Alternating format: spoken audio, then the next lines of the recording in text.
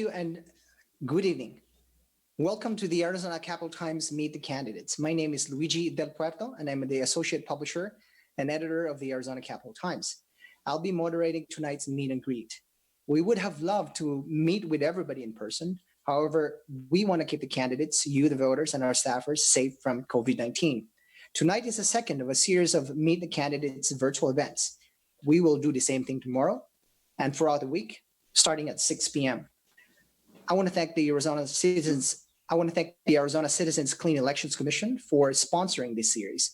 The Citizens Clean Elections Commission administers the Citizens Clean Elections Act, which voters passed in 1998. The act seeks to restore citizen participation and confidence in the political system, improve the integrity of the Arizona state government, and promote freedom of speech under the U.S. and Arizona constitutions.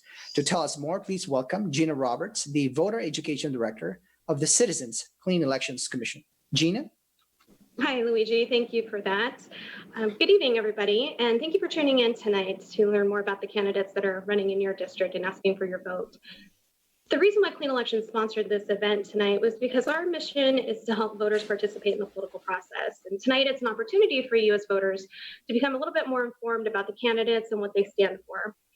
The Meet the Candidates series, it's happening every night this week, and it's very timely because many of you may actually even have your early ballots already in your hands. Early voting started July 8th, so these ballots have been hitting mailboxes over the past few days. And we hope here at Clean Elections that the tools that we provide to voters, such as sponsoring the series and of course our voter education guide, which hopefully has arrived in your mailboxes as well too, and our candidate debates that we host and which were moderated by the Arizona Capital Times, all help you to cast an informed vote. After tonight, if you'd like to learn more about the candidates, such as their bios or their contact information, website, and social media links, I encourage you to visit our website. It's azcleanelections.gov. And there you'll find more information on the candidates, but also about the primary election itself, such as how to get a ballot if you don't already have one, important dates and deadlines. Also, again, you can participate and vote informed. So thank you again for tuning in tonight, and I hope you enjoy meeting your candidates. Thank you. Thank you, Gina, and thank you again to the Clean Elections Commission. At this point, we're going to take a very short break. We're going to bring in the candidates to our broadcast room, and then we're going to start. But first, a few housekeeping notes. Please note that this is not a debate. Candidates are here to tell you about their campaigns and perhaps, try and persuade you to vote for them. It's also an opportunity for you to send in questions. You can do that by submitting your questions via the link that you're seeing at the bottom of the screen right now. Just click on that link and then send in your questions that way. And then finally, one more housekeeping note. We will be bringing in the candidates by batch, and that's by district. And the first that we will be bringing in tonight are candidates from District 7. So in the meantime, stay tuned. We will be right back.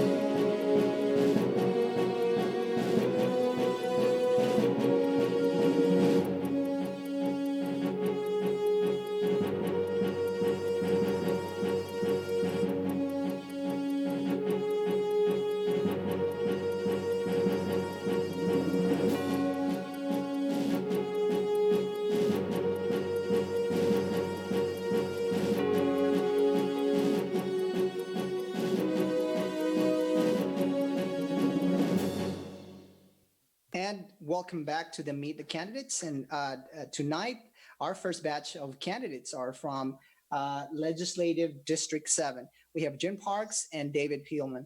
I think I want to start it off by asking both of you, why you're running, which office you're running for, and tell us a little bit about yourself and how this pandemic might have changed the way you're campaigning. Let me start with Jim.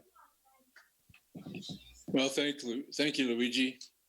I suppose the reason that I'm running is that I just feel that is something that I need to do.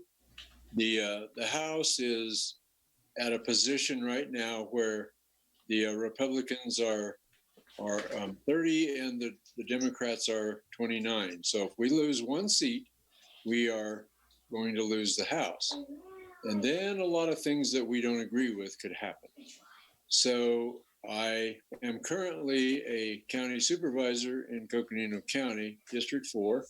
I have left that, or I'm going to leave that on the 31st of December, and hopefully get elected to this legislative office.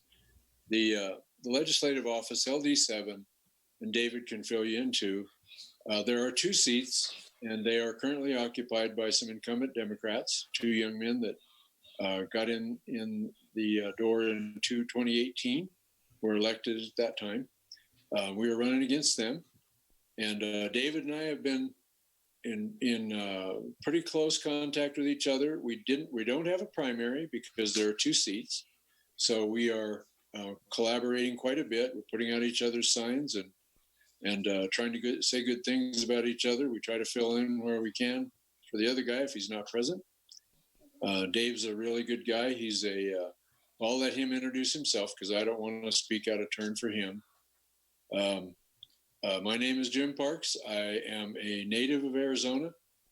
My family has been here since Spaniards came from Spain in about 1720 or so. And I'm related to Tohono O'odham people and Hispanic people. Through those ties, through my history, my ancestry. I am a Vietnam veteran, U.S. Navy. I was not a war hero. I worked on the flight deck of an aircraft carrier, and Vietnam was nothing but a blue line on the horizon to me. We launched aircraft towards the blue line, and they returned, all of them. We never lost a plane, never lost a pilot. We lost a couple of men on the flight deck, but we never lost any aircraft. Some of them came back with bullet holes in them and battle damage, but they came back. I was a working cowboy for 38 years. I was a ranch manager. I am a private pilot. I'm past president of the Coconino County Farm Bureau and Cattle Growers Association, and I was president of that organization, and that made me a board member of the Arizona Farm Bureau for about 8 years. I have served now 3.5 years as a Coconino County supervisor, and I feel that I have a common sense background that will help me to represent the rural people of Northern Arizona. Thank you. David and I are running for the biggest district in Arizona, possibly the biggest district in the country. I think that is true, bigger than several eastern states. And thanks, Jim. Yep. Thank you, Jim. Appreciate that. David, tell us a little bit about yourself, why you're running, and I guess how this pandemic might have changed the way you're campaigning. Okay. Well, good afternoon, Luigi. Thank you for inviting me here.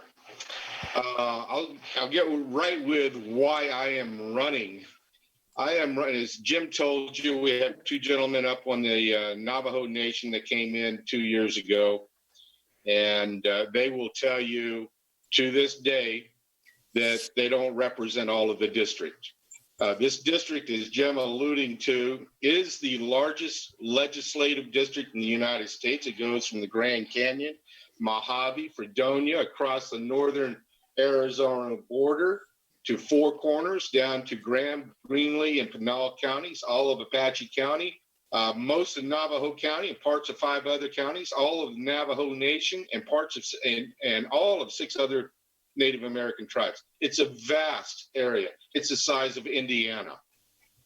And for the people of my area on fee simple land that is taxed, we do not enjoy representation. Not good representation, not bad representation, just none. I will qualify that with what I've seen come out of those 2 office holders as bad representation. So that's why I'm here. I've got a beautiful community here and elsewhere throughout this district that support me and what I'm saying. Now, about myself, I'm a military man. I'm twice retired from 2 different branches of the military. Actually, one branch I served 2. I initially joined the Army in 1975, did 4 years as a rifleman post-Vietnam. I quickly understood through my mentorship with a senior officer that I liked the military atmosphere, but the Army probably wasn't my best choice for my purposes. So I crossed deck to the U.S. Coast Guard, and I served another 16 years, retired after 20 total years service in 1996. I went to work for a hospital as a safety and training supervisor coordinator. Matter of fact, I was a respiratory fit test trainer, and I'm pretty well versed in about mask, isolation rooms, positive pressure rooms, and HVACs, all this. So I have a little bit of background in that. Then there was a lady that said a little something happened. If you recall that, somebody did something to somebody. My generation, my people that support me, remember that as the Twin Towers being attacked and falling. I was recalled back into uniform to serve my country again, and I did so proudly. So I served another 4 years all around the Pacific Rim, retired in 2006, and for the very first time in my life as an adult, I got to choose where I wanted to live. And unlike Jim, which we complement each other, Jim's got a long history here, I had to look at all the places I've ever lived and choose the very best one. I chose the White Mountains of Arizona. I love it here. They have the values I like and I want to keep. So I did that. Go ahead. I'm sorry. I was just going to say, if you could quickly just wrap up so we could get into some of the questions that have already been asked. Absolutely. Well, that's kind of my story. I'm currently a realtor now and running for office. I put my business on hold for the last year in order to do this. I'm in this with every fiber of my being, and I intend to win an election that has been deemed unwinnable. Right. Let me ask. Every time somebody. I'm sorry. I want to ask you about that because that district has sent members of the tribal nations consistently every election, pretty much every election year, at least since I've been covering politics in Arizona, over a dozen, about a dozen years or so. Realistically speaking, what do you think are your chances of actually winning, David? Well, you can break it down into the numbers. You got 3-1 Democrat, Republican in the district, and the same numbers on the Navajo Nation. As I was saying, if I quit every time I was told something was impossible, I would have never achieved anything in my life. As Jim and I were talking about in the green room, I went to 3 different high schools in a 4-year period. And each time I had to reprove myself to those kids in school. What I did, I got on a sports team, mainly football. I was always the smallest kid on the team, but I never got cut, and I played in just about every game. So I'm up to the challenge. I'm sorry, go ahead, sir.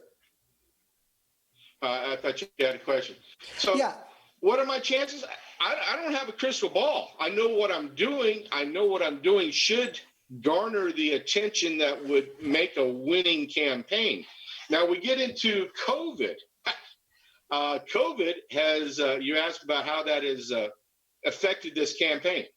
I don't know about Jim, we can't get up on the Navajo Nation unless I can't get up there unless I'm making humanitarian runs, delivering food, water, medicine. Right. So let me ask you about let me ask you some of the audience questions here. As you all know, the governor has prohibited large gatherings, ceased the issuing of new special event licenses, paused the operations of bars, gyms, movie theaters, water parks, tubing rentals. He has required restaurants just very recently to only open 50% capacity. And I want to ask Jim, do you agree with these measures by the governor? No, I don't.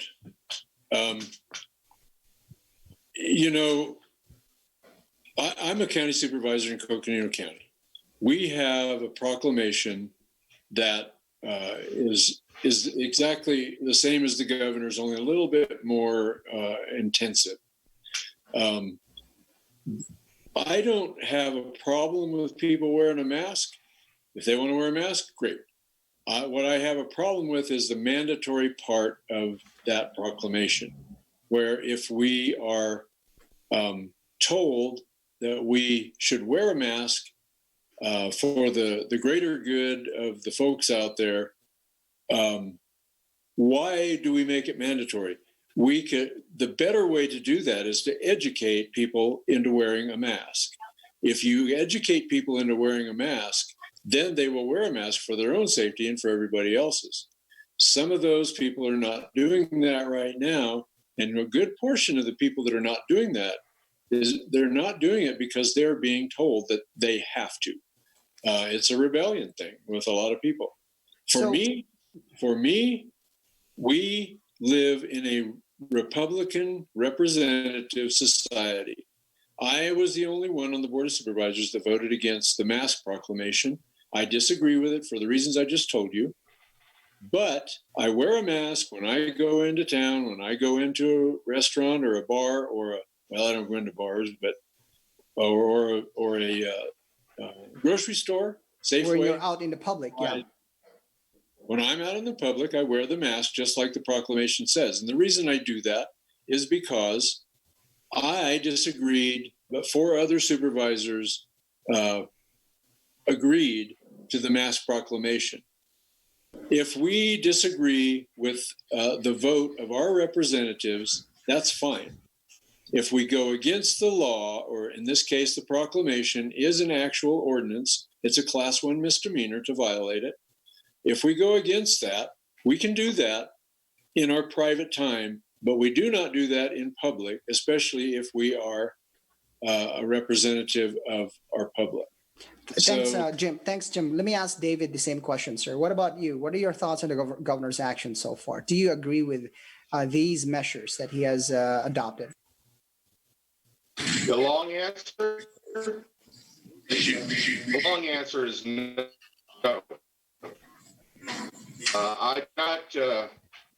I'm not running to represent the governor. I will not be the governor's representative. I don't agree with the actions he's taken thus far, backed off, regrouped, gone back, and changed once again. I'm sorry, David. I seem to have some audio. Yeah. Are we still connected? Okay. Yeah, I think we are. No, I don't. Yeah. Go ahead, sir. I do not agree with the governor. Matter of fact, I think we just lost David. David has had internet connection problems since early on. Let me see if we can get him back. hello, David, yep. there, Luigi? Yep, I'm here.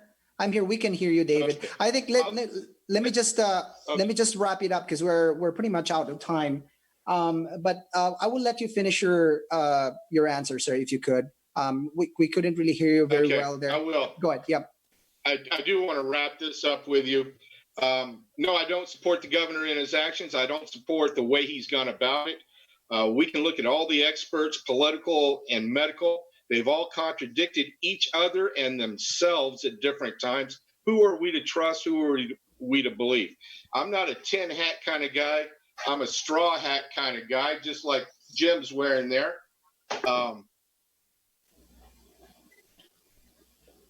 And I think we just lost David again. So I think at this point, I'm just going to wrap it up. Jim, thank you so much for your time, sir. If you have one word for the, if you have just a short message. I'm sorry, I think David is back, but let me go to Jim just real. Yeah, David, I think we're just going to wrap it up. I'm going to ask you to, if you have just a very short message, just a couple seconds. Let me start with Jim. Sir, what is your message to the voters in your district? I suppose my message would be, we need to elect someone who is going to represent all the people, and we need to elect someone as a representative who will stand for their constituency, and mine happens to be ranchers and farmers and rural people, agriculture primarily, and veterans. Thank you, Jim. Thank you, Jim. David, sir, a few words to your voters. Yes, Jim says it very well. We need to represent all of our constituents, not just the non-fee landholders or natives, but everybody from Fredonia all the way to Alpine. Every one of these people are deserving of the representation as stated in our Constitution. Jim and I intend to do that and be those people, unlike the two office holders in there right now. And with that, Jim, David, thank you for your time. Really appreciate it. Appreciate your patience. And to our viewers and our listeners, we're going to take a very short break. We're going to bring in the candidates from the next district, and we will be right back. Thank you again. Stay tuned. Thank you. Thank you, Luigi.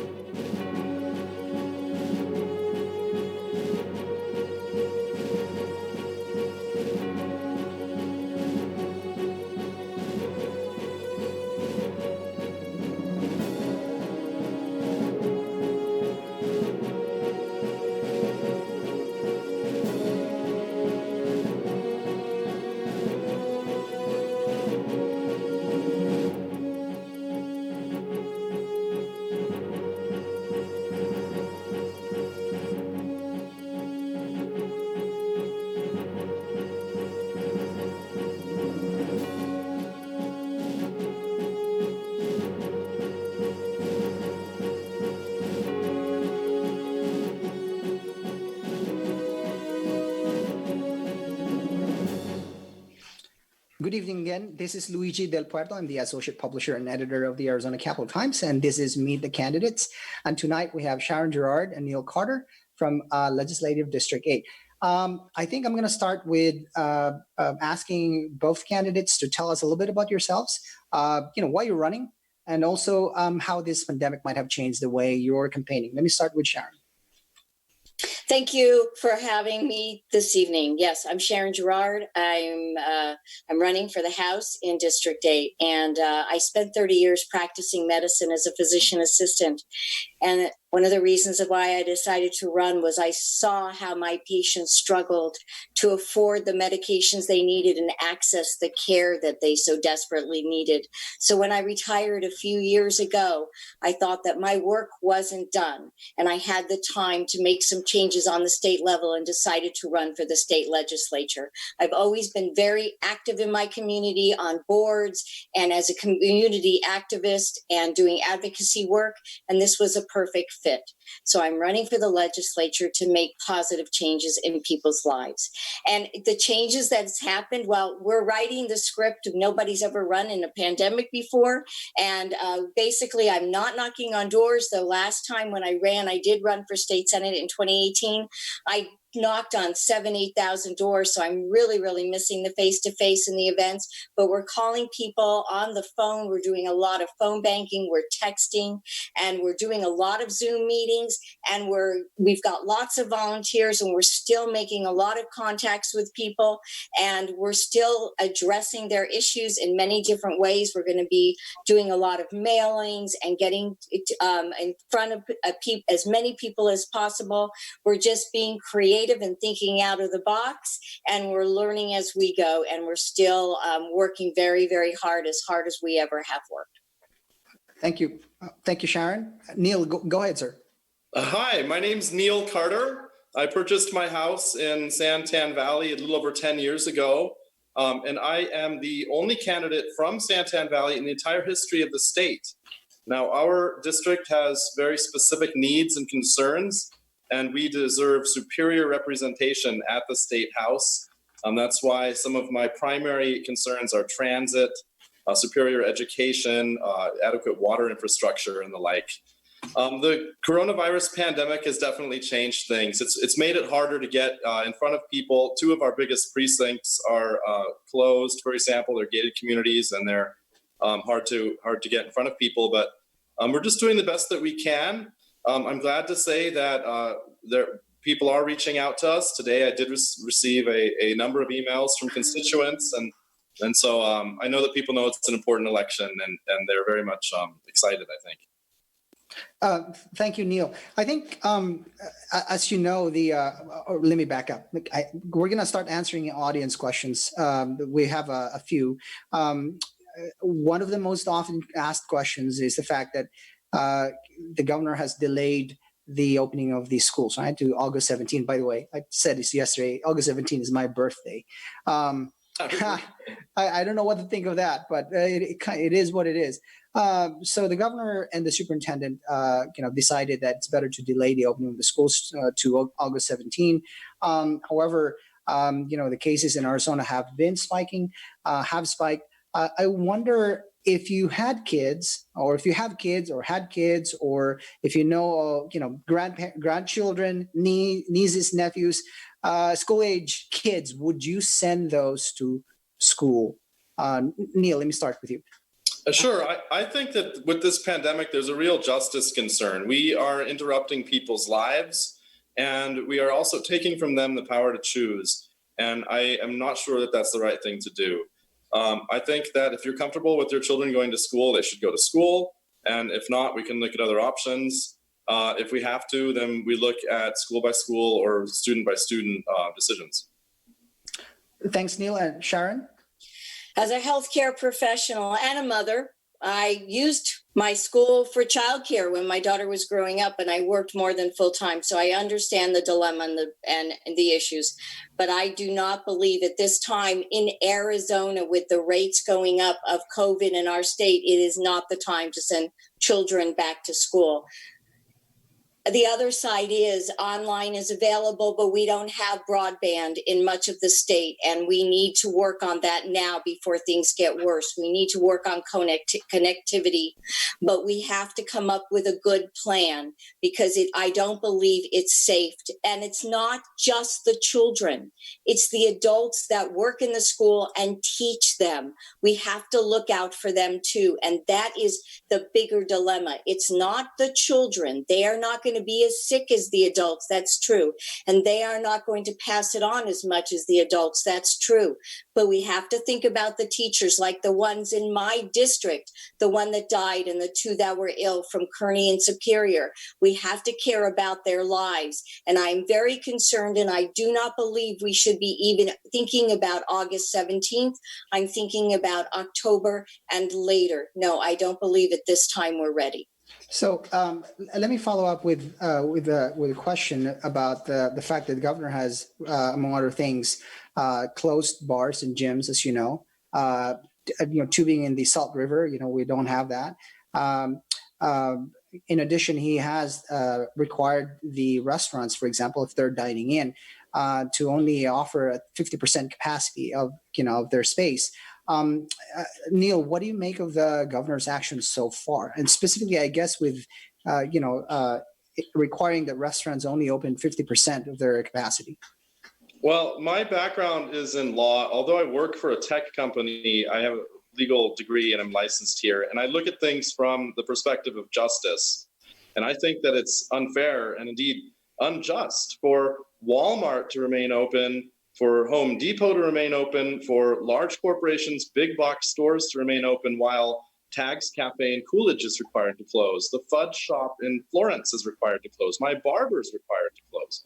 It seems to me that what's happening is we're picking winners and losers, that the governor and therefore the state are putting their thumb on the scale in favor of certain businesses, particularly large ones, which they know have power and influence and would squawk at being closed down.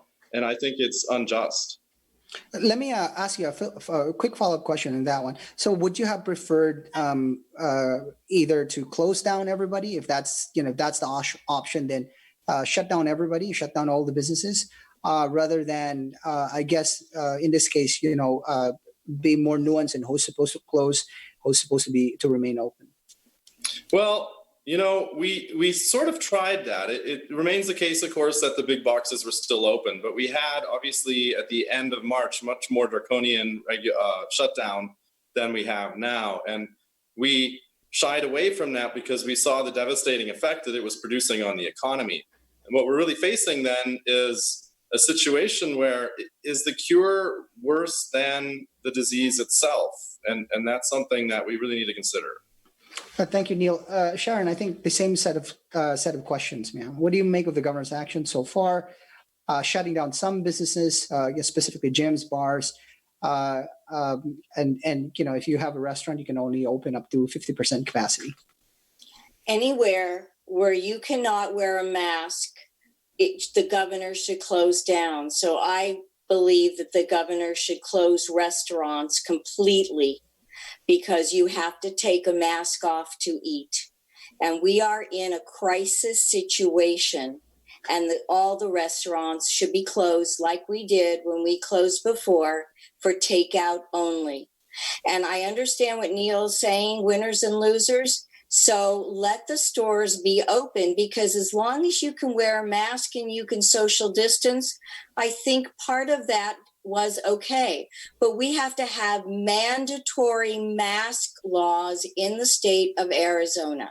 We have to make sure there are consequences and people wear these masks, because without a vaccine and without good treatment for this virus, there's very little else we can do, but we know at least masks somewhat help. So we have to do what we can. And one of the things is we have to make sure people don't take those masks off. And that means closing the bars and closing the restaurants and doing whatever it takes. And I'm very upset that the governor has not been more forceful. So just to kind of flesh it out and make sure I'm understanding you, you're saying that if you are running a business in which, people might have to take off their mask, even if it's, temporary, you would shut down that business. I believe so. You need to have a mask on at this point. Yeah. You can get your hair cut. You can keep your mask on. You can get your nails done. You can keep your mask on. You can eat a meal. You have to take your mask off. So you need to close that restaurant. That's going to have to be the delineation at this point.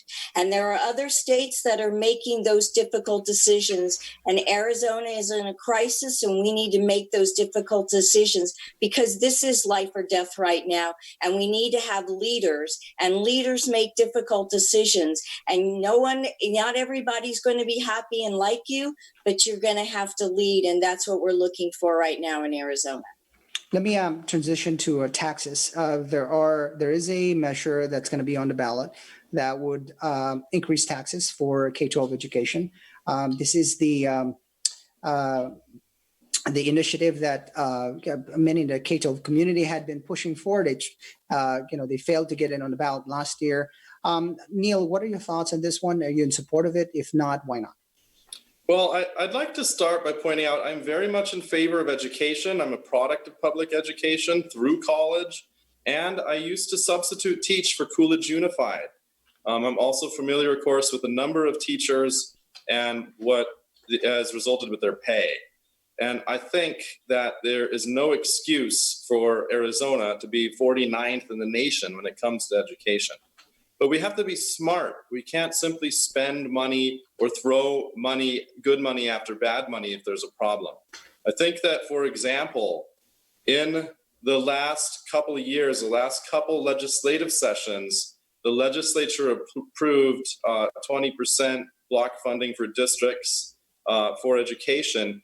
And my girlfriend, for example, works for Florence Unified School District, did not see a 20% pay increase, only a 10% over several years. And so I think that Is she a if the teacher? legislature were smart, we would look at directing where the money goes and where it's spent, and perhaps take some of the monies and target them to where it really counts. Because you know that studies show that the number one indicator of student success is quality teaching, not having the latest iPad or something. So we have to be smart with spending our money. When it comes to taxes, I think that we can reallocate some of the monies that we receive. And I also think that if the coronavirus is affecting the economy, and it is, this is the wrong time to go back to the citizenry and ask for more money. The people are hurting. So if I and you and the citizens of the state have to tighten our belt, then the state should as well, as a function of declining revenues too. And I would look at also some other sources of funding. For example, there was a bill that didn't pass a year ago, I believe, to take over some management of federal lands in exchange for 30% of the permitting revenues from those lands. That would be a way of raising money without raising taxes, and would also get us to have more local control of our lands, which is important, particularly in rural places like in District 8. So I think there's a lot of it. You mentioned that your girlfriend is a teacher, or I'm sorry, works in a school district, but you didn't specify if she is a teacher. Yes, yeah. So she only got 10%? If you really want me to be clear, she worked for Florence Unified School District, stopped working for them last year, and now works for a charter school because, frankly, the pay is just way better. Sharon, let me ask you the same question, ma'am. So we have the initiative that's going to be on the ballot. It's going to raise taxes Is this among the higher Invest in Ed you're talking about? This is Yeah. the Invest in Ed. This is going to raise taxes on the higher income earners. Right. Like, the revenue is going to go to K-12 education. Your thoughts on it? Right. So I am in favor of that. And we need a dedicated revenue stream for education in the state. We're going to need much more. This is a help, but this isn't going to solve all the problems. Consistently, since the 1990s, the legislature has been cutting taxes on corporations, and this is what has brought us to where we are now. Our schools are starving, and my district has many, many issues. And part of it is, if we talk about online education for the children because they can't physically go into the classrooms, what do we do when we don't have broadband in the district? We have a lot of things that we have to address. But yes, I am for this, and I'm for a lot more. And part of the issue, I think, Neil Carter, is that when the money was given to the schools, it was up to the school boards to dole it out, and how they doled it out and who they doled it out to. So it was given to the schools. But we have to do better. We must do better. But yet this is a part of solving the problem with a dedicated revenue stream. And I am for that. Yes. Let me ask you just a question, one more question about taxes, and I think we'll end with that one. And for this question, I'm really looking for just a yes or a no. Representative Noel Campbell introduced a proposal to raise the gas tax, which hasn't been raised for decades. It was always iffy if it even had the votes to get out of the legislature. But if you get elected and it's introduced again next year, would you vote for it? Yes or no, Sharon? Yes, but can I just say one thing? Just real quick, ma'am. I'm an electric car owner. We have to talk about that, and we have to see what are we going to do for people who aren't buying gas.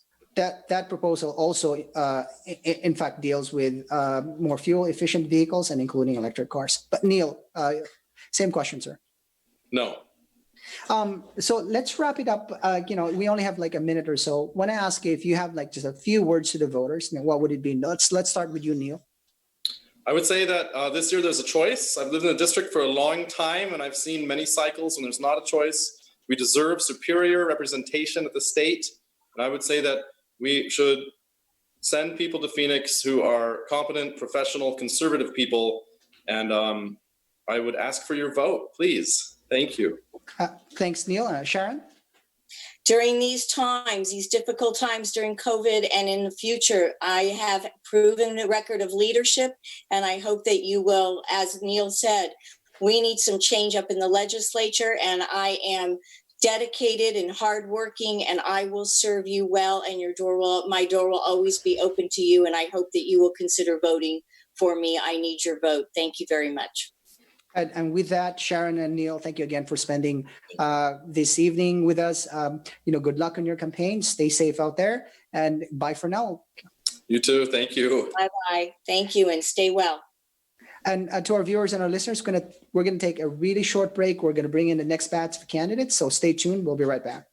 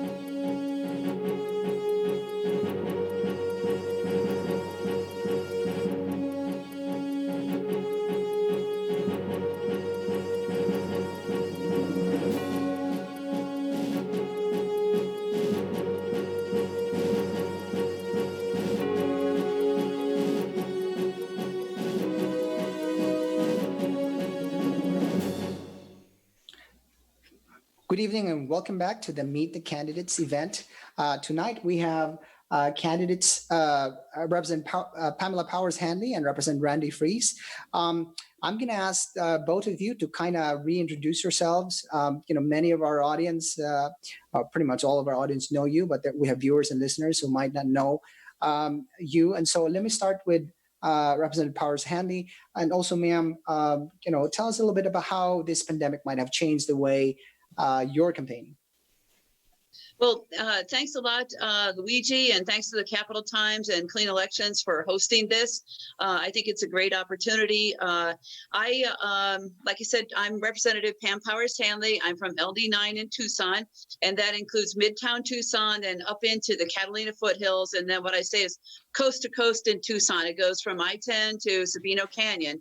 So I grew up in Northern Ohio on the banks of Lake Erie.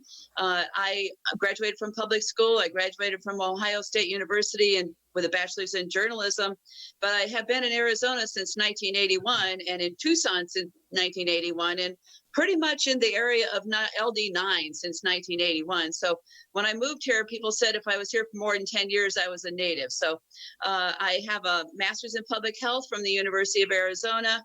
My husband, Jim, and I have both raised our families here. So all of our children and our grandchildren all live in Tucson, and a bunch of them live in LD9. So I have skin in the game as far as LD9 is concerned.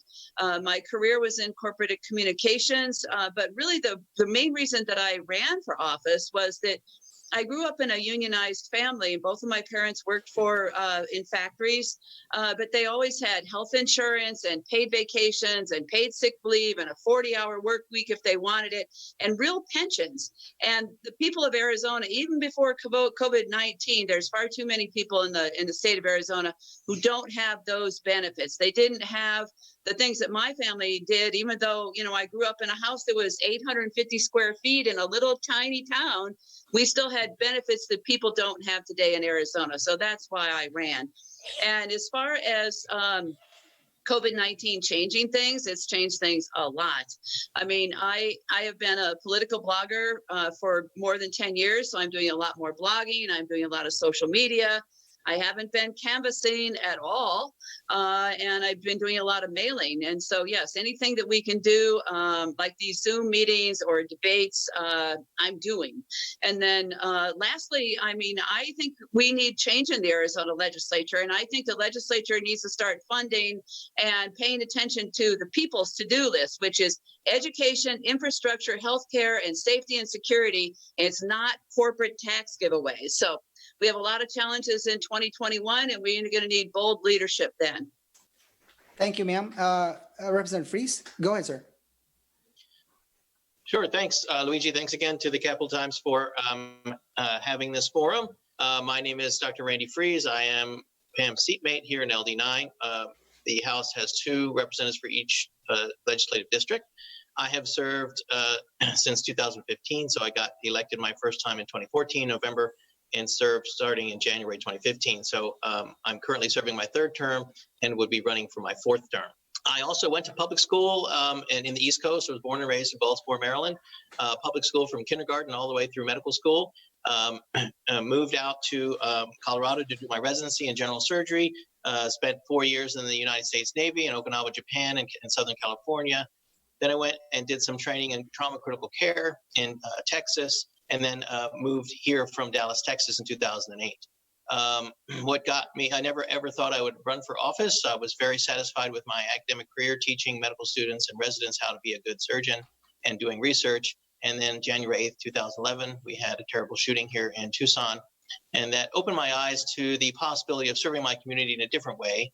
I've always felt that being a trauma surgeon was public service, being on call on weekends, holidays, etc.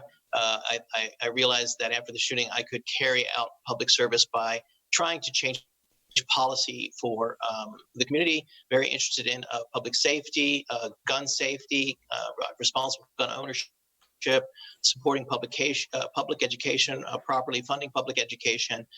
Those are some of the things I'm very interested in. So I'm ready to take some questions.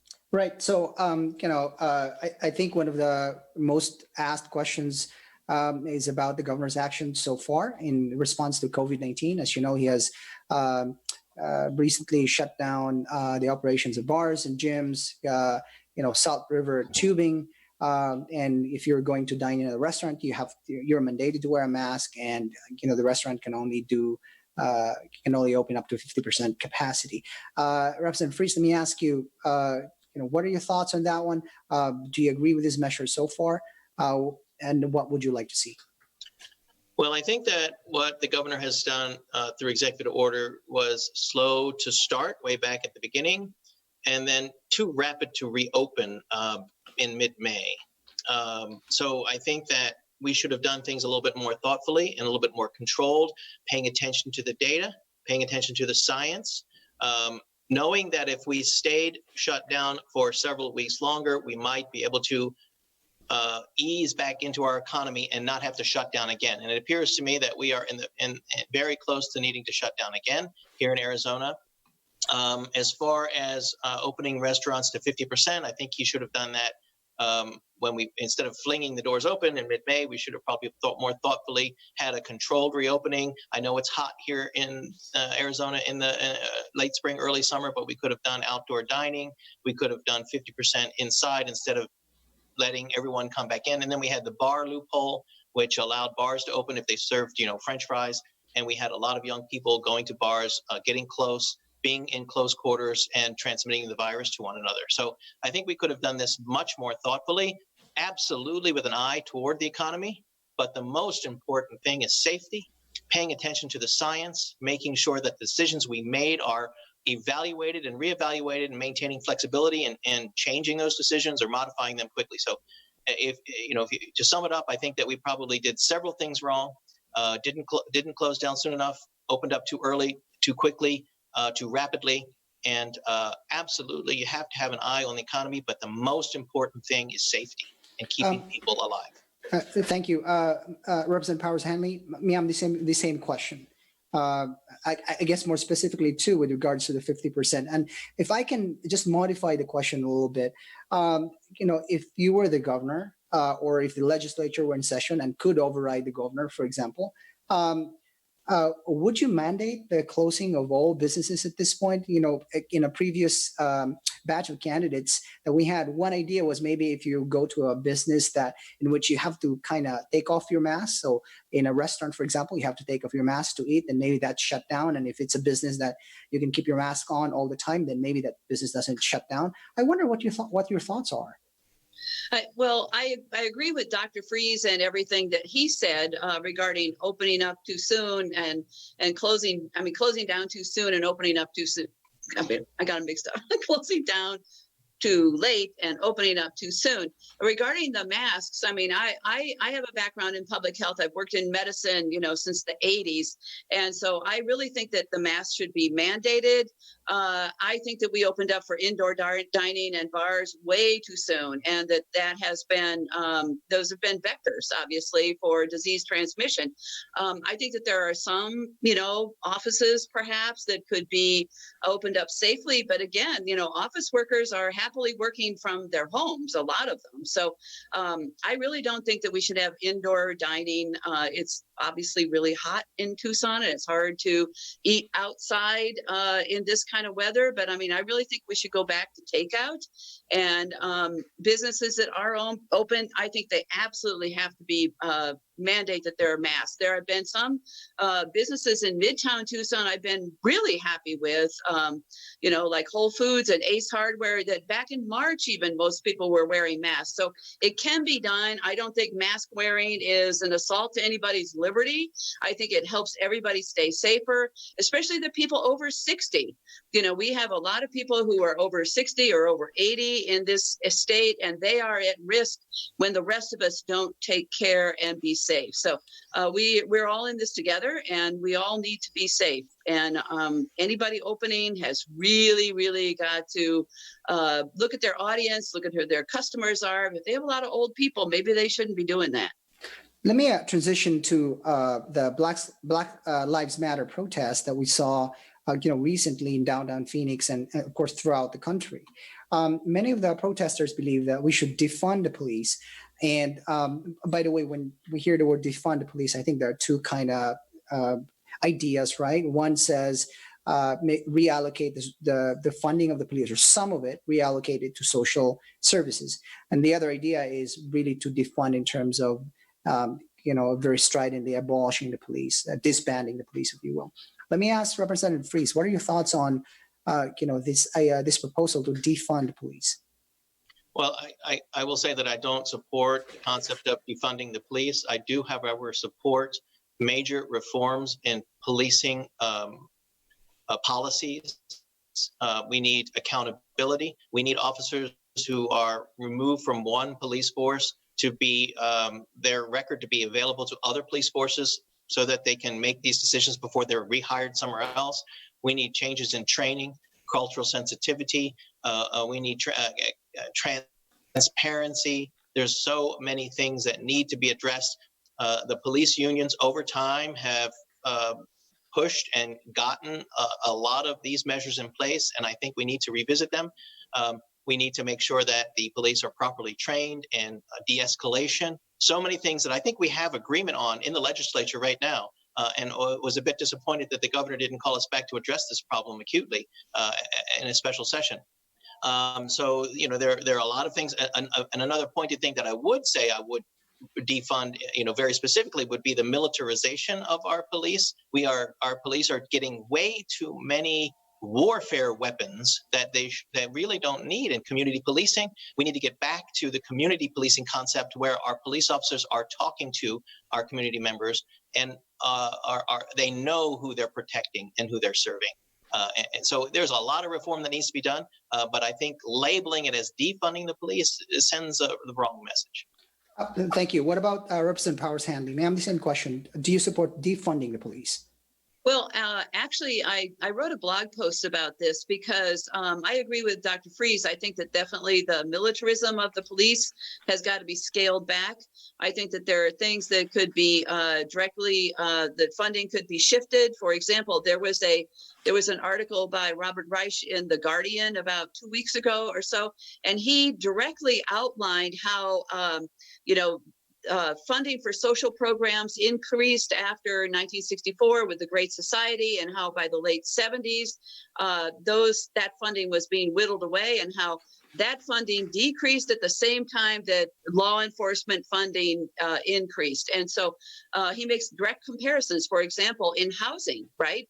Housing funding, affordable housing funding has gone down dramatically since the 70s. And what we have is increased law enforcement of the homeless. And so why don't we put the money back into affordable housing, and then we wouldn't have to spend that money on, rousting out the homeless people from the parks. And so I think that there are definitely cost shifts that could be made.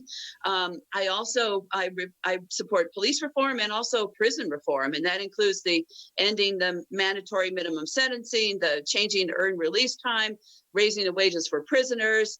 A lot of the things that Dr. Freeze suggested that were proposed by the Democratic Black Caucus, You would not support. I would not defund. Yeah. No, I'm not defund them completely. I would change the way they work, and I would shift funding. The chances of, given where we're at right now, our state budget was sort of seesawing, right? It dipped really, the projections were pretty bad. And then it turned out that maybe things are not as bad, but then we're, kind of shutting down some parts of the economy now. And we don't really know, we're not certain what, fiscal year 2021 is going to look like. So let me ask you just a quick question about, if you had to raise taxes next year, which tax would you raise? Let me start with Representative Freeze.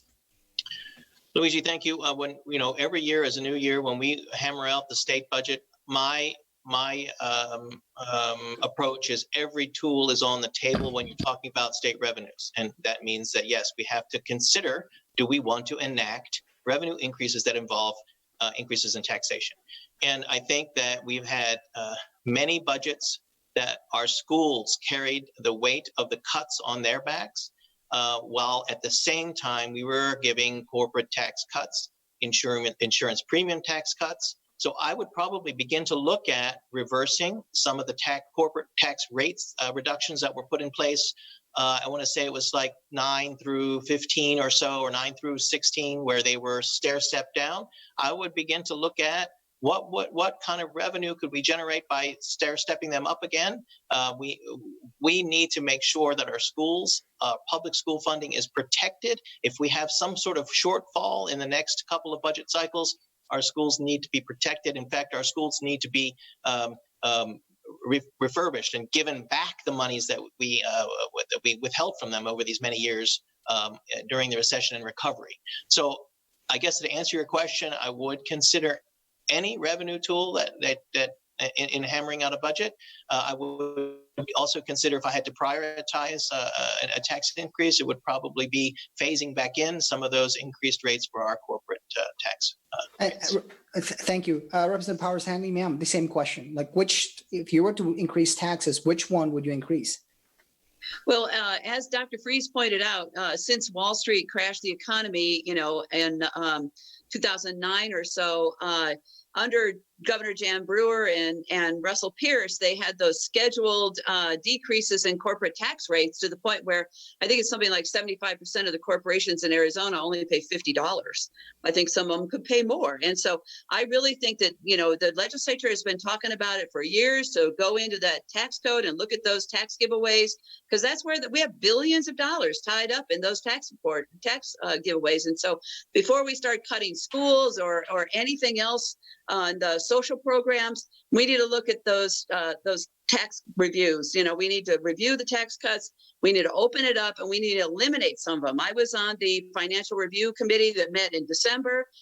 We said maybe some of them should be gotten rid of, but then we don't actually do it, and so I think that's where the money is. And definitely the corporate tax rate has gone like this over the last 10 years. And that's why, we have so many people living in poverty, and it's only gotten worse with the coronavirus. And so that's where I would start. We're too reliant on sales tax.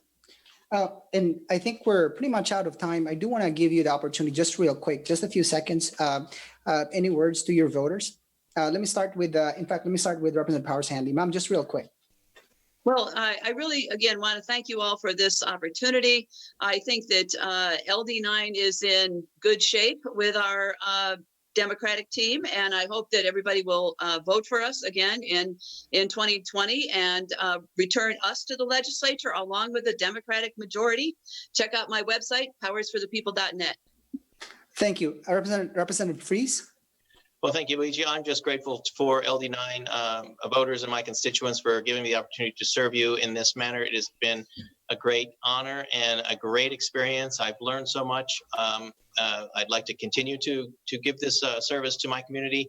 And as Pam said, I think that she and I make a great team for our district, and looking forward to serve the district further after the 2020 election. So go vote. It's important.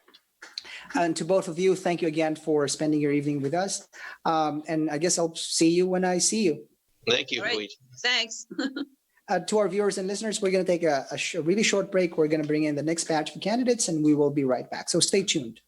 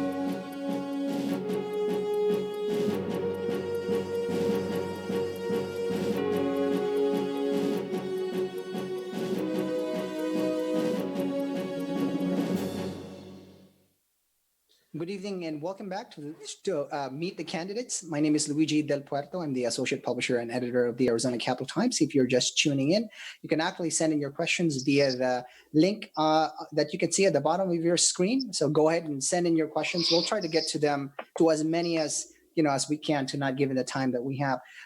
We have candidates from Legislative District 10. And rather than me introducing each one of you, we have a bigger crowd tonight. Let me go ahead and ask you to introduce yourselves while you're running. And let me start with Stephanie. Hi, thank you. Thank you for giving me the opportunity to be here. My name is Stephanie Stahl Hamilton, and I am running for the House of Representatives in Legislative District 10 because I believe that our state can do a better job of investing its resources for a more sustainable future. So if you take a look at education, healthcare, the environment, there's so much more that we can do. I come at this as a mom of 3 children who are attending public schools, and the wife of an educator, as well as the daughter of educators who began their teaching careers in Arizona. So much more we can do, and I'm sure we'll get into that a little bit down the road. Thank you, Stephanie. Representative Engel? Yes, and also thank you for having this Capital Times and Clean Elections. I'm Kirsten Engel. I'm currently a state representative in LD 10 in Tucson, and I'm running for the state Senate. And I'm running for this race because what originally got me into this race, into politics in 2016, we haven't addressed those issues. I'm a mother of a public school student. I'm an environmental law professor. Education has been my top priority. And I got into this race from seeing how incredibly we are underfunding our public schools. And that continues to this day. We're not paying our teachers what they're worth. We're not fixing our playgrounds or our air conditioning units or our plumbing in our schools. Got overcrowded classrooms, and all of this still needs to be fixed. We also live in a desert, and that makes environmental issues of a top priority. We have very important issues of water sustainability. So I'm running for a common sense, sustainable water future and also to protect our environment. We can fund jobs by fighting climate change, and we can also reduce the impacts of climate change. And finally, I've been very active on criminal justice reform, and that's an issue that we really need to address at the state level. So happy to run again. And to work in the Senate on the same issues I've been working on in the House. Thank you, Representative. Paul, go ahead, sir. So my name is Paul Stapleton Smith, and I just stepped down as the chair of the Pima Area Labor Federation AFL-CIO to run in this race. I was recruited by the AFL-CIO to run, and was born and raised in this district. I'm a father. I'm a grandfather. I went to the public schools here, and I'm lucky that I get to actually work with the hospitals and the schools. I serve on several boards and commissions at the Department of Education, and here with our Pima County JTED program, helping our young people go from the classroom into careers. And the truth is that we have so much to do in this state before the pandemic. But the pandemic has affected almost every single family in this state.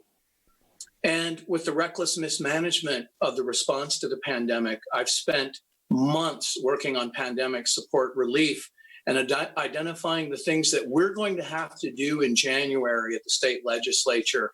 As big as our challenges were before, we are going to have to reinvent everything that we do together until we're able to contain this pandemic. And that's fully funding our public schools, but also reinventing schools in this time of pandemic. Our jobs, those jobs that we have now, we're going to have to reinvent how we do this. The fact that we're doing this remote broadcast now, which previously would have been live. Our medical delivery systems, everywhere we turn.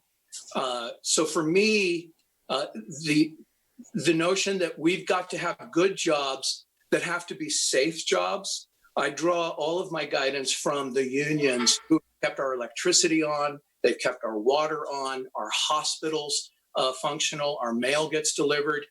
We can do what we need to do together safely. And lastly, I get to work with 32 different community partners over many, many, many years, bringing people to the table, to the political table, to the policy table, that heretofore have never been invited.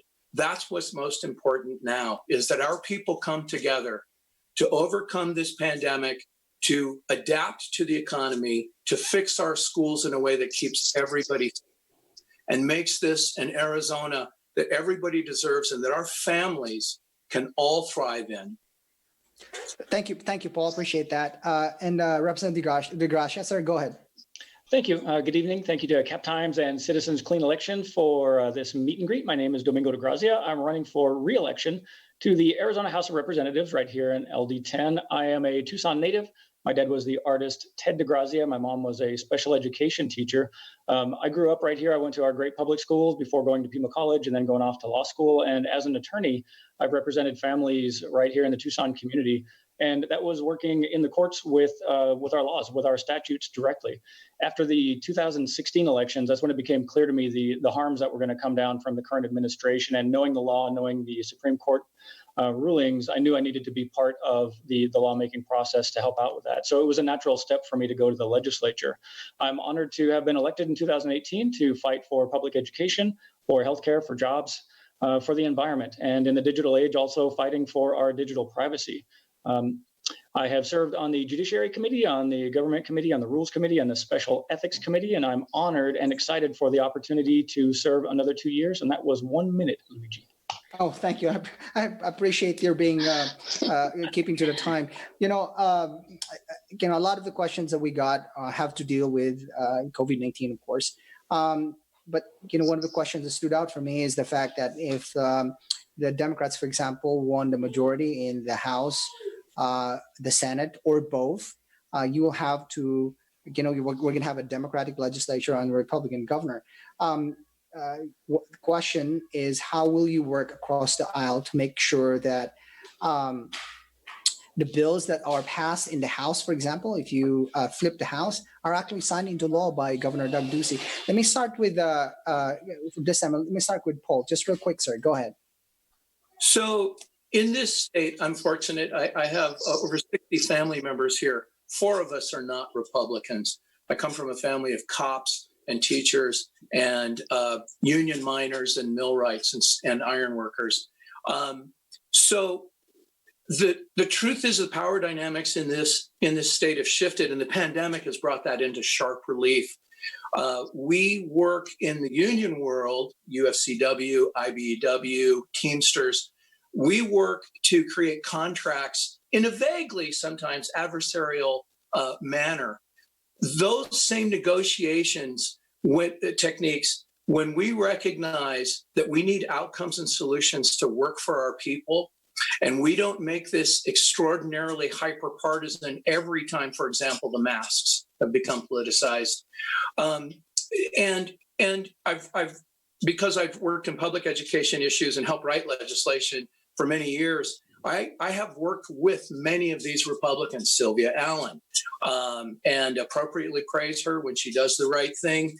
And so relationship building, 1, 2, understanding that we've got to be about solutions. And lastly, I want to suggest that the power dynamics in Arizona have shifted. Our ability to register voters and turn out the vote in these times, again, extraordinarily dangerous times. These Republicans are going to have to come to the table, because the alternatives are that this pandemic doesn't respect their party affiliation or their base. And I think this is the time. Red for Ed, of course, I'm an organizer with AFL-CIO for Red for Ed. That kind of power dynamic, Luige, and you know that, and everybody on this panel knows that, that was new in Arizona.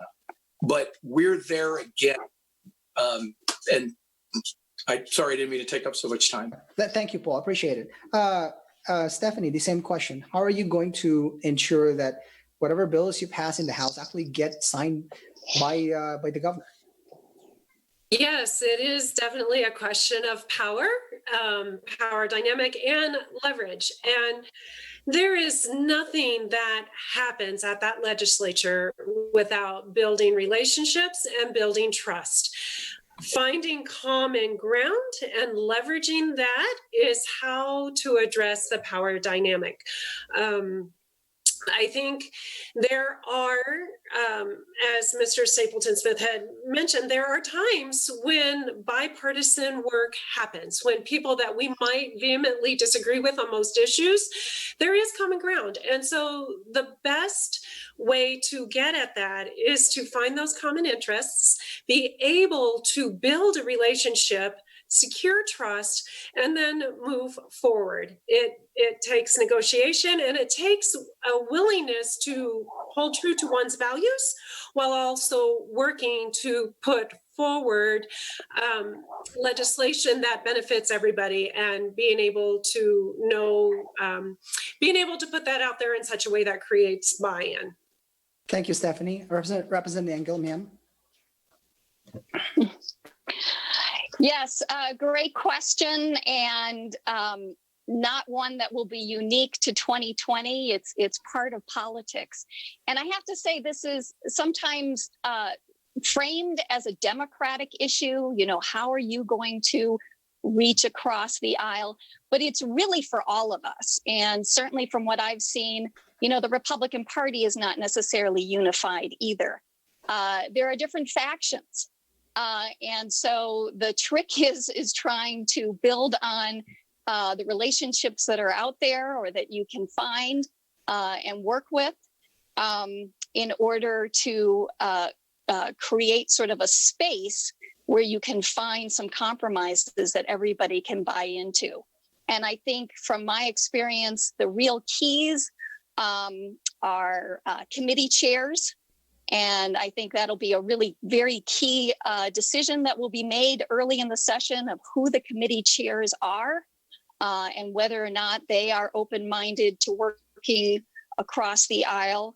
I think another important factor will be working with a wide spectrum of different stakeholder groups, trying to set up as many informal sessions and discussion groups, you know, lunchtime learning as one can, to really get the ideas and the options out there and a common base of facts.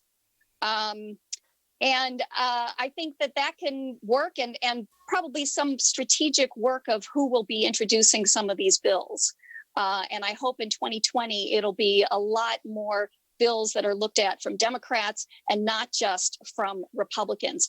I've had experience with the criminal justice reform where we really did work across the aisle. We have a lot of allies on both sides of the aisle on that issue. And we made a lot of progress on it within the legislature.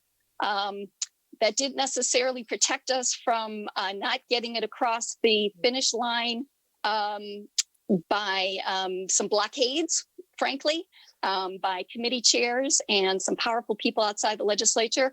But I think we know about that now, and we can get prepared to get around that. Thank you, Representative Engel. Representative De Gracia, sir, the same question. By the way, there was one question that asked if you could sing. It's kind of a weird question, but can you sing? Do you sing, sir? I mean, not karaoke singing, you know, it's like, Oh yeah. all right, No, cool. I can sing, and in fact, I sing terribly, and that's why I play guitar. Okay, all right. No. Same question for you. You know, how do you ensure that the bills passed by a Democratic House get signed by a Republican governor? So luckily, I suppose my background being an attorney, it's kind of a high conflict environment, and you have to learn early on how to negotiate, how to reach across the table to opposing parties and find commonality and be open and honest with them so that you can get the best resolution that you can. So I brought that to the legislature, and in fact, in 2020, I've had a couple of bills that I had not only bipartisan support, but I was able to get out of Republican-controlled committees. And that's just by building those relationships. It does take time. It takes a while for folks to get to know you, for you to get to know them, so that you can have that common starting point. And I'm told that I'm the only legislator, probably in the last 10 years, to ever flip the House on third read vote to get just about the entire legislature to change the way they were voting based on something that I said on one of the bills. So that's I take that as a point of pride, that I've been able to work with a lot of folks and get to know them, and they've got to know me and my work ethic and where I'm coming from. And it will change if we flip the House or the Senate or the House and the Senate. the power dynamic will change. Remember that in 2019 and 2020, out of every 100 bills that made it to the floor of the House, about between 3 and 6 of those were Democratic bills, even though about 50% of the legislature was Democratic. So the power dynamic will shift. And I'm completely comfortable with having that discussion about what's been happening and what will happen, what the values of Arizonans are, the ones that send us to the Capitol, and how we're going to move forward. Thanks. So let me just follow up with a question about, you mentioned power relationships and building relationships. I think in my mind, there are two approaches to dealing with the governor, right? We've seen the more critical approach, people criticizing what he's done so far, the actions he has taken. And then the other approach that I've seen from somebody like Superintendent Kathy Hoffman is to work, I think, more closer behind the scenes and then try and get things done that way. I wonder, how, would you be more in the mold of Kathy Hoffman or maybe somebody more critical in your dealings with the governor? Let me start with Representative Engel, ma'am.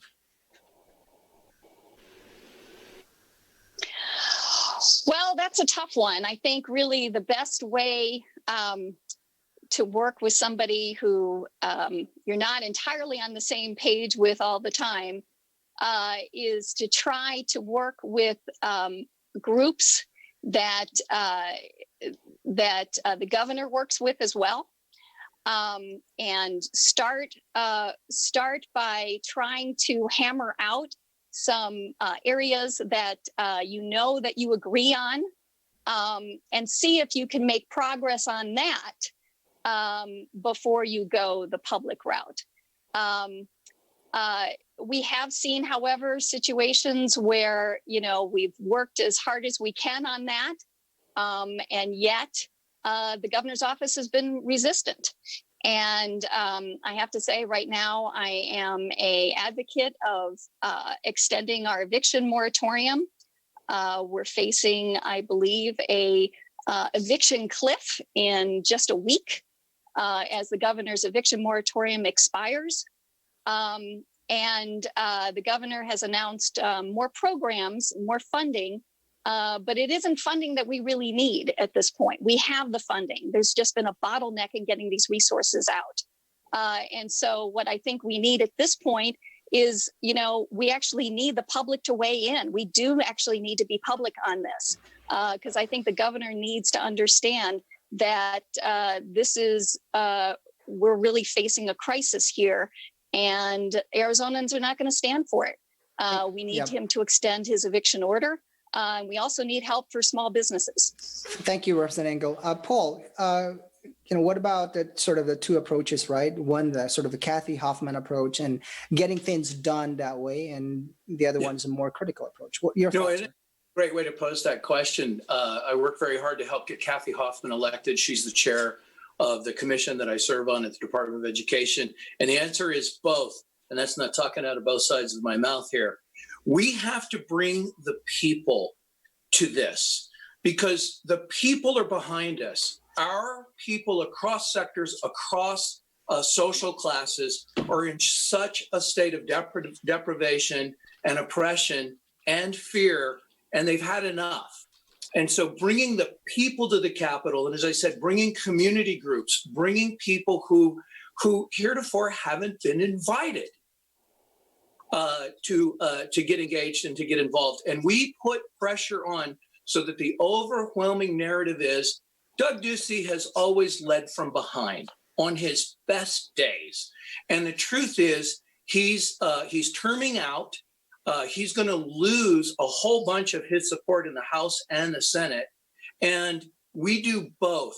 So we take people like Kathy Hoffman and Katie Hobbs and those folks who are truly representing the people, but we bring those people with us. Do you see yourself more? I'm sorry. Do you see yourself more as in the mold of Kathy, or somebody in the mold of organizing a protest and then protesting at the state capitol?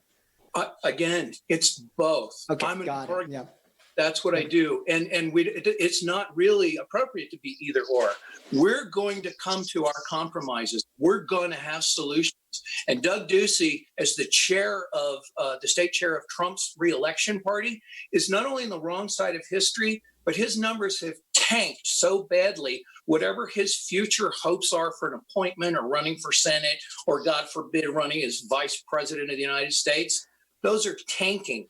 He's a rich man. Okay, thank you. Thank you. Sorry, didn't want to cut you off, but we're almost out of time. Representative De Gracia, go ahead, sir. Same question for you.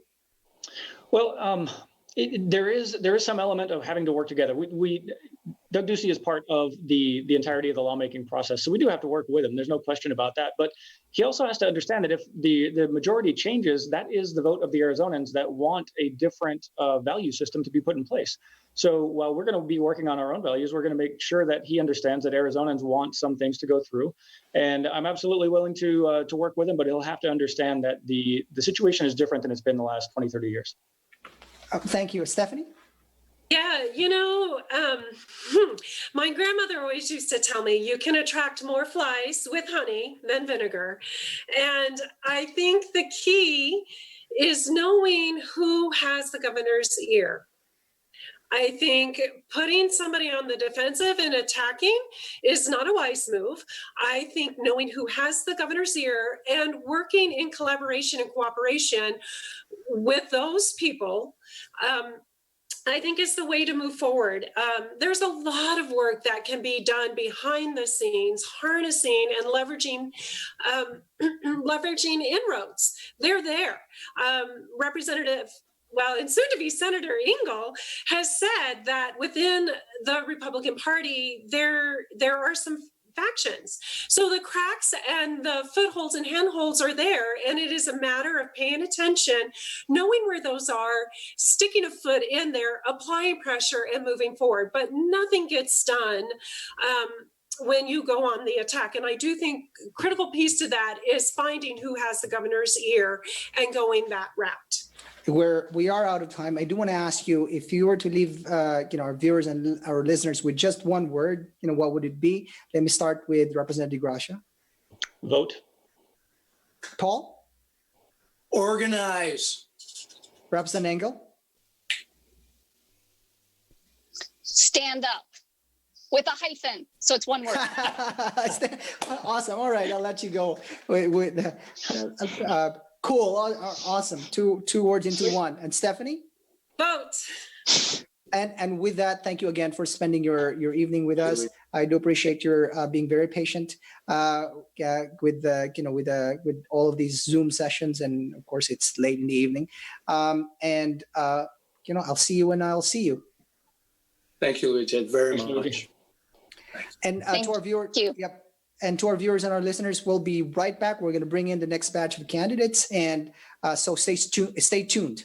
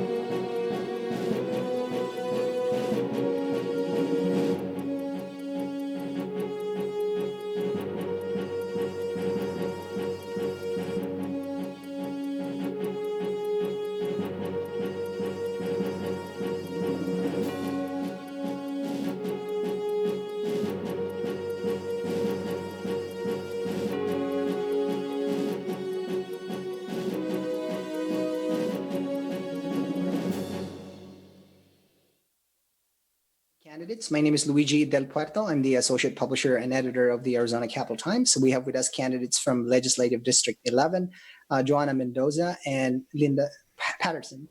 I think I'm going to start by asking you to introduce yourselves to our viewers and our listeners, and why you're running, and also what modifications have you adopted, embraced in response to the pandemic. I think I'm going to start with Linda. Go ahead, ma'am. Good evening, everyone. I want to thank the Arizona Clean Elections Commission and certainly the organizers of this event for giving us the opportunity to speak to you today.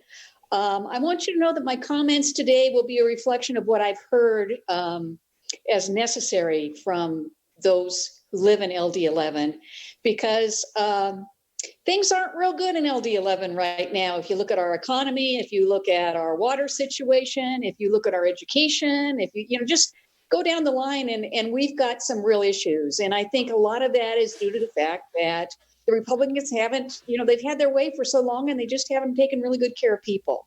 And so one of the big reasons I'm running is because I think that it's time to take care of people. For decades and decades, the Republicans have had their way, and it's time for us to elect Democrats, because we've got some real social problems going on, and we've got the COVID epidemic going on that isn't being addressed. And it's so, I've always held on to hope for the future. I was a high school teacher, a high school counselor, and a high school principal, kind of reflecting that attitude of hope for the future. If I am elected in the legislature, I will be one of a few educators in the legislature. And with such an emphasis right now on public education, I think that people like me certainly can make a difference, a positive difference for people in LD11. So that's the major reason I'm running. I just, I've completed my career in education and wanted to still serve, wanted to still contribute, wanting to pay it forward. And so I'm excited about ousting the Republican in November, and looking forward to speaking to you a little bit tonight. Thank you, Linda. Joanna? Yes, hi. Good evening, everyone. And first, I'd like to thank the Arizona Cap Times and the Clean Election Commission for hosting this event for candidates like myself to share more information on who I am and my vision for the district, so that voters have an ability to make an informed choice this election. I consider myself a small town kid born and raised in our rural communities in Pinal County. And I am the daughter of farm workers and worked alongside my parents in the cotton fields for many summers. And, I'm also a product of government assistance programs. And had it not been for programs like Section 8, food stamps, and access, I don't know if I'd be in front of you today. So I'm very grateful for those programs. And the reason I share that information with folks is because my story isn't unique to just me. It's the story of many families still living in the district today. I had the opportunity, the honor to serve my country in military uniform in 2 branches of service, in the United States Navy for 1 enlistment, and I retired from the Marine Corps a couple of years ago. I've been forward deployed to Iraq twice, and once to Afghanistan. And I made my way back home a couple of years ago after retiring from the Marine Corps with my son to put down roots back in our communities, back here in our rural communities in Arizona. And since I've been back, I have continued to serve my country because I believe in giving back and serving my community. I have volunteered. I serve currently as a school board member for my small rural school district in Red Rock. And I also had the honor and privilege of serving as a congressional staffer for the House of Representative for the congressman in Arizona's 1st congressional district. Legislative District 11 falls within that congressional district. And it was there that I realized that our communities and folks, families were in worse shape than they were when I remember leaving this district. It really opened my eyes to how policy has negatively impacted families and our communities. And the failed leadership, this is really a product of the failed leadership in this district that we've had for so many years. I believe that it's time that someone from our communities who understands the struggle of working class folks step up to represent this community and to focus on policies that will put people first, legislation that would allow people to live their best lives. And Thank that you. is what the focus is going to be today. Thank you, Joanna. So let's get to some of the questions that we have from our viewers and our listeners. As you know, Black Lives Matter protests, we had seen some of those in downtown Phoenix the last couple of weeks, and of course, not just here in Arizona, of course, but throughout the country.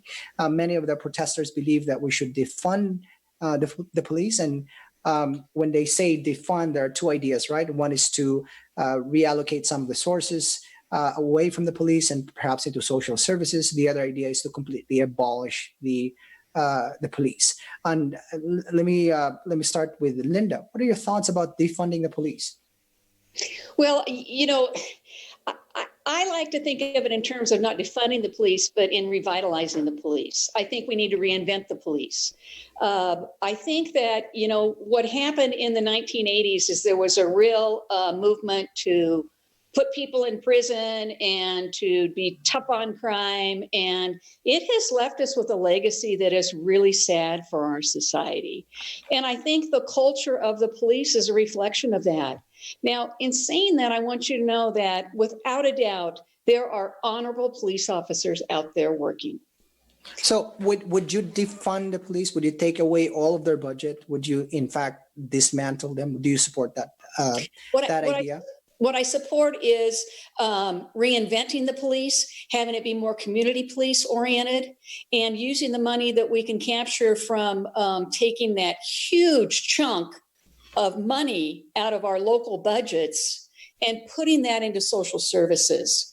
I don't support, for example, domestic violence for police officers to go out to that, because that always inflames the situation and we end up with murder-suicides. I think that we've got to have social workers that go in, deflate that, and turn things around. I also think that the police officers need to go through better training. We put pilots into real life situations. And I think part of police training, a police officer can be trained in 6 months. That cannot address what they are expected to do. And so I think we put them in simulations, real life simulations, where they learn about de-escalation, where they learn about not pulling a gun out anymore. I think we've got to completely change things. We've got to make sure there aren't any bad actors that can move from state to state or community to community. And we've got to really work with bringing justice back into our system, because now that isn't happening. Thank you, Linda. Joanna, the same question, ma'am. Would you defund the police in the sense that would you completely eliminate their budget, for example? So, police reform is just one aspect of addressing systemic racism in our nation, and specifically here in Arizona. I support policy solutions that hold officers accountable, such as body cams, ensuring that we have an independent oversight, a committee for investigations that need to be held for police departments, and also ensuring that we have a database that would capture police officer misconduct. I support the reallocation of funding to programs that would allow people to live their best lives, such as the social service programs, such as housing, public education, healthcare, ensuring that we're addressing economic stability and environmental safety.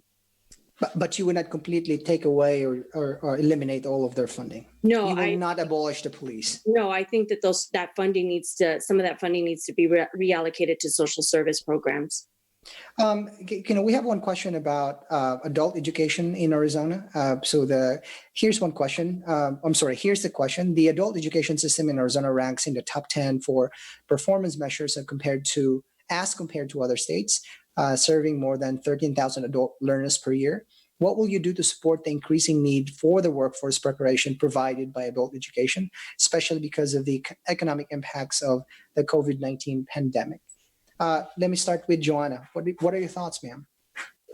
Yeah, the pandemic has really highlighted just how much and how desperately we need funding for workforce development programs in Arizona. Folks that were in positions that are now, they're out of work and they need to retrain in different areas or different industries. We definitely need to ensure that if we're going to move Arizona forward economically, that folks have the opportunity to be able to have access to those workforce development programs. Thank you, Joanna. And Linda, it's the same question, ma'am. In our district in particular, but in the state generally, we need really strong workplace programs because as the rest of the world has moved into a technological society, we have been stuck in some of the same ways. And I think that we've really got to look at, again, reinvigorating our economy. For example, climate change is a huge issue to people in the state of Arizona. What I say is, hey, let's take some money out of corporate tax breaks. Let's reinvest that in workplace training to solve the climate crisis. For example, we can have people trained in solar power and wind power and water power, all sorts of middle-class wages to where we could truly reinvent the economy, gain a strong economy, train the workers, and have a more vibrant state. Thank you. So here's another question. So there is a ballot measure that's that's proposing to legalize the recreational use of marijuana. I wonder if you support it, Joanna. So, I think that I think you're talking about the Smart and Safe Initiative for That's right. Yeah. use. Yes.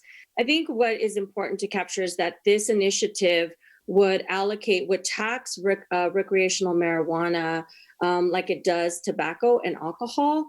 And that money would be allocated to public education, which we desperately need right now. So you would support the ballot measure? You would vote yes for it?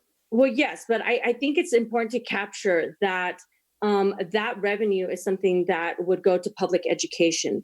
Additionally, the measure also calls for, there's a specific blurb in there about ensuring that the marijuana is not advertised or marketed to encourage children to use it.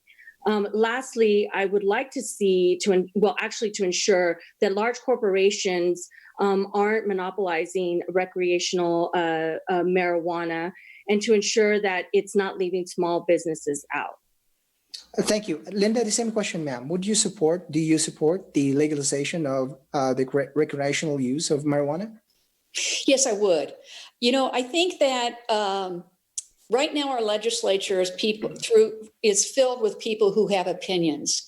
And I think in being an effective legislature, you've got to look at the research, you've got to look at the data, and you have to look at best practices. We can learn a lot from states all around us who have recreational marijuana.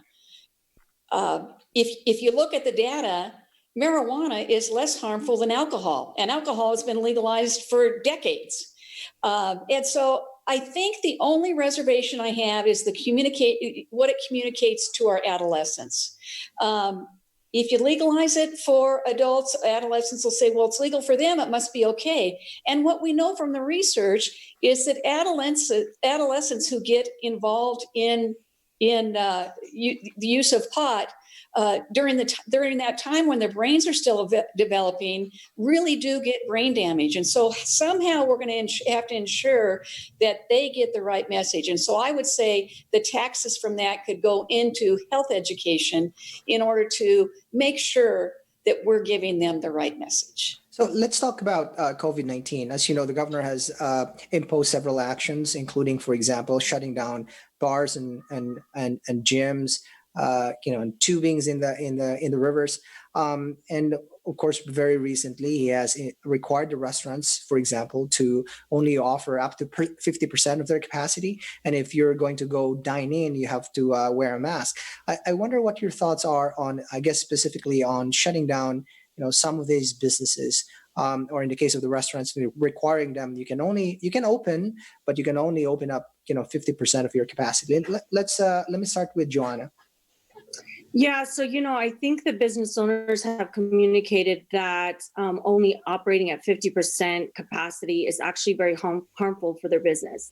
They still have to pay for the utility, they still have to pay, or for the utilities, still have to pay for staff to come in. And so they have even communicated that, just shutting down for a month and this back and forth has actually been very detrimental to their businesses and to keeping their businesses open. And so making a solid decision to shut down bases with the understanding, or shutting down businesses with the understanding that, eventually as the cases go down, that you'll be able to reopen. But this back and forth is really harming a lot of businesses because they still have to pay for all of those expenses as if they were operating at 100% capacity. So businesses have shared those concerns. They're also, okay with still providing takeout services. So I think that the governor should make the decision to, if he always claims that the economy is so important, well, he's hurting small businesses right now by doing what he's doing and having them operate at only 50% capacity. Thank you, Joanna. Linda, the same question, ma'am. This is a symptom of a larger problem, and that is that we didn't shut the state down like other states shut down in the beginning, and we're paying for it very, very severely right now. We shut down too early. We shut down too late. We opened too early. It's put business in a horrible situation. It's put people in a horrible situation. There is no good solution for this. I think that those businesses that were able to access CARES Act funding are doing pretty well. I mean, I've talked to a lot of them and they say, hey, we're okay. We're able to pay our employees. We're able to keep our business afloat. It seems to them that those people who didn't keep good tax records, who aren't getting CARE Act funds, are the ones that are really suffering. My son is a small business person in the state of Oregon. And what they've done in the state of Oregon is they have opened up streets alongside restaurants where people can dine out. Now, people say that you can't dine out in Arizona. Well, yeah, you can. You can put misters up and things like that. We just have to think out of the box. We've got to use CARES Act fund that a lot of that Ducey is still sitting on. And we've got to make sure that we give that money where it's supposed to go, and that is to businesses that need it. And with that, we are out of time. Joanna, Linda, thank you so much for spending this evening with me and with the Capital Times. Good luck on your campaigns, and I guess I'll see you around. Thank you. Yeah, thank you so much for your time.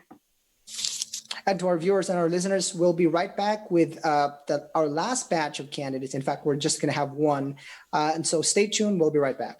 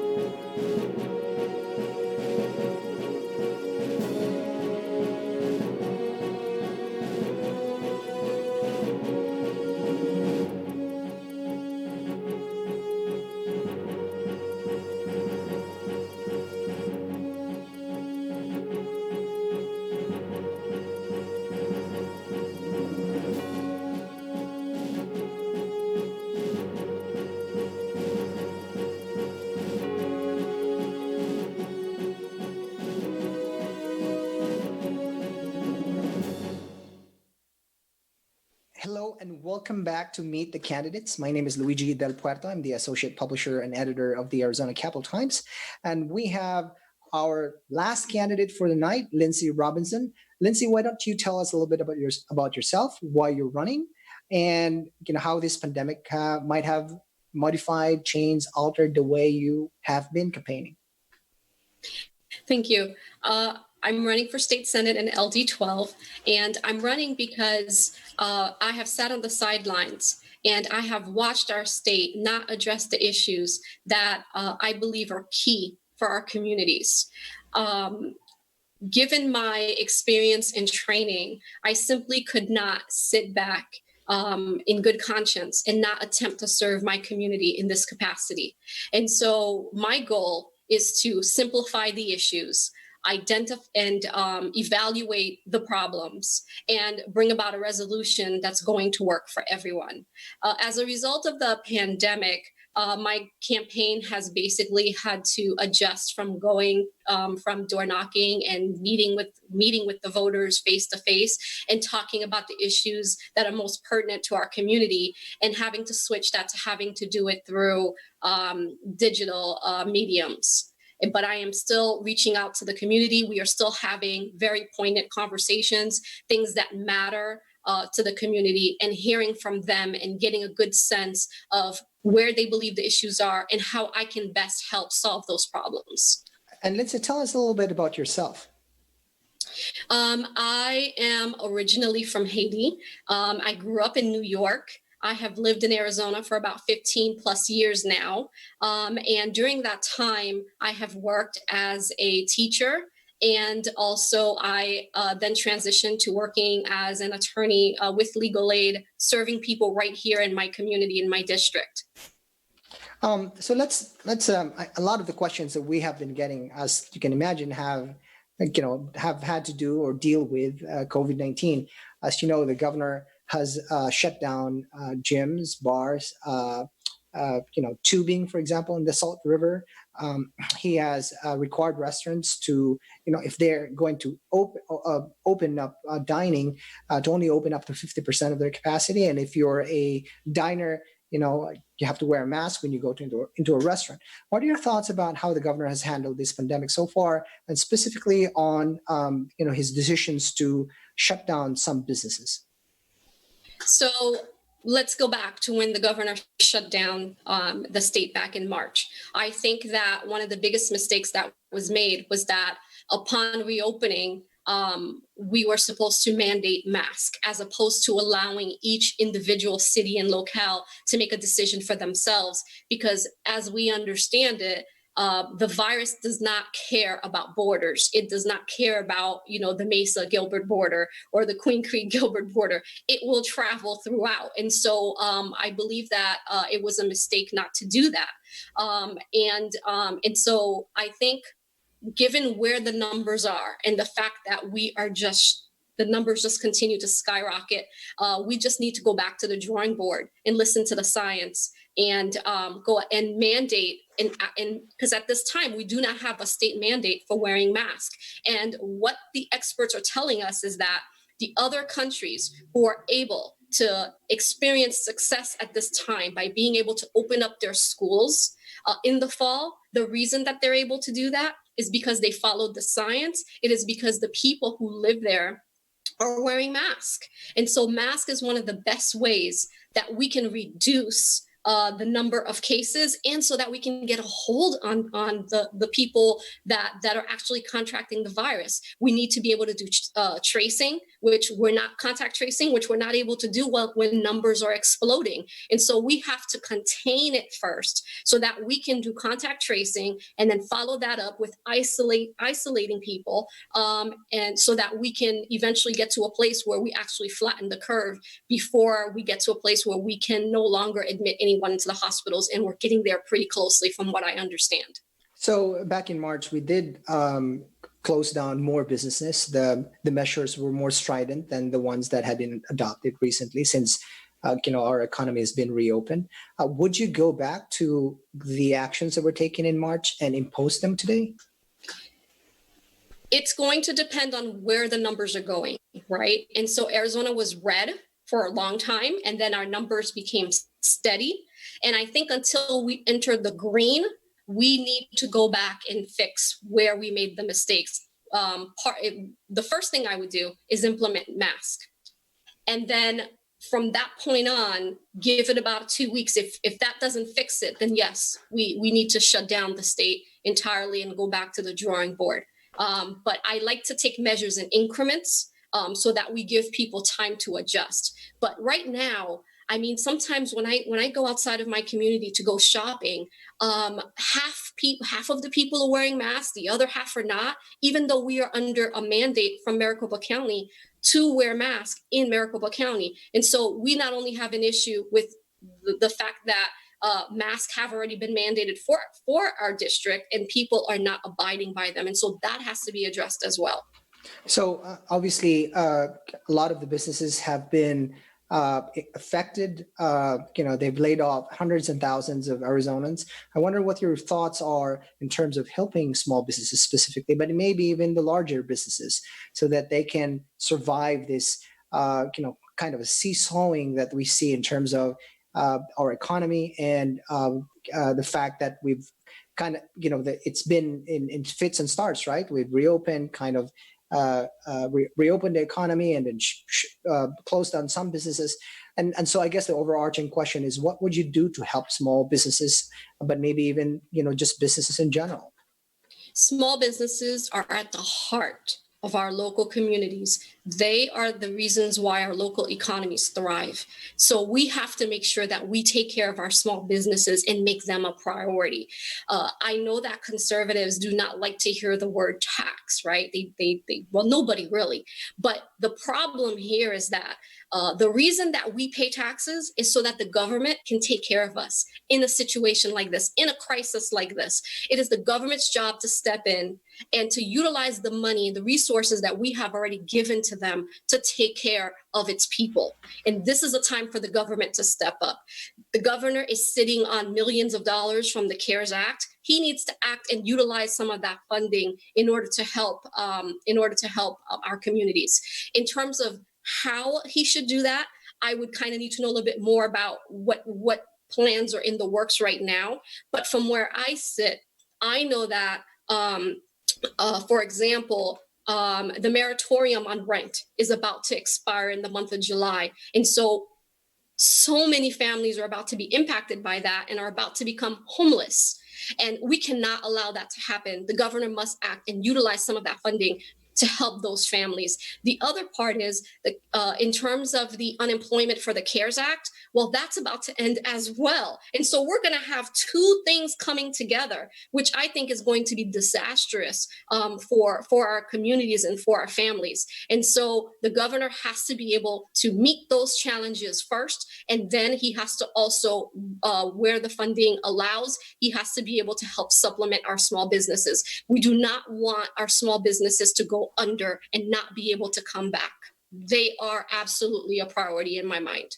Would you raise taxes in this situation? For example, there's a proposal that's going to raise taxes on the top income earners in the state, and and put that revenue into K-12 education. The Invest in Ed initiative, for example, that's been filed.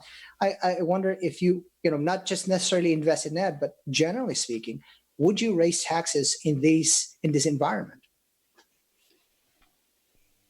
My position has always been the last people that we should be looking to tax are our hardworking middle class working families. They are the last people we should be taxing. What we need to do when we're looking at tax issues, we have to look at the entire picture in terms of the tax codes, and we have to look at where can we bring in additional streams of revenue. So the Invest for Ed Act that you talked about is one of those streams of revenues. It's going to bring it taxes only those who make an income, I believe, $250,000 or more.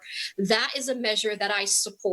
And in the broader scheme of things, public education has to be one of the things that we prioritize in addition to small businesses. Because why does public education matter so much? Well, for someone like me, who grew up in poverty. It was my way out. It was my ticket out.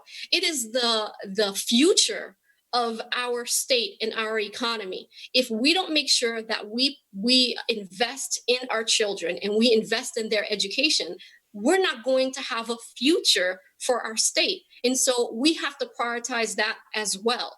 And my goal is not to tax the hardworking middle-class families. My goal is to restructure the tax code and look at where we can get some of the funding from. One of the areas that we can get it from, in addition to the Invest in Ed Act, is also from looking at corporations. We know that 74% of corporations pay less than $50 a year, and we have to look into that to make sure, are there giveaways here that is no longer serving our needs? And if they're no longer serving our needs, then we need to address that and bring the tax code up to speed to where we will be better serving our communities. It's all about serving our communities and not taking away from our families.